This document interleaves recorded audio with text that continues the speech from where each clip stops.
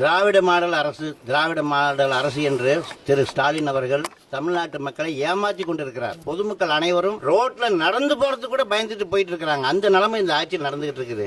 ஸ்கூலுக்கு அனுப்புற தாய்மார்கள், பெற்றோர்கள் கவலை கண்ணீர் விட்டுட்டு இருக்காங்க. ஸ்கூல்ல கற்பழிப்பு, ஸ்கூல்ல கேவலம். அதிமுக ஆட்சியில இப்படி ஒரு சம்பவங்கள் ஏதாவது கேள்விப்பட்டு இருக்கீங்களா?